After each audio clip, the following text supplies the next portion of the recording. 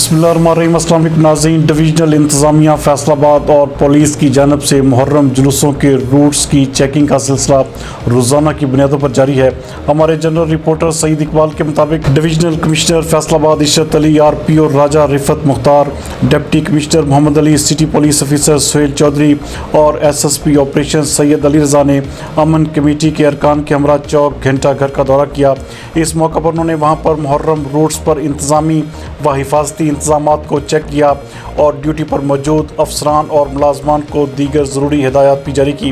ناظرین، آپ کو ایک بار پھر بتاتے چلیں کہ ڈویژنل کمشنر فیصل آباد عشرت علی، RPO Raja Riffat Mukhtar, deputy commissioner Muhammad Ali, city police officer Sohail Chaudhry نے SSP آپریشن سید علی رضا اور امن کمیٹی کے ارکان کے ہمراہ چوک گھنٹہ گھر کا دورہ کیا اور وہاں پر محرم روٹس پر انتظامی و حفاظتی انتظامات کو چیک کیا۔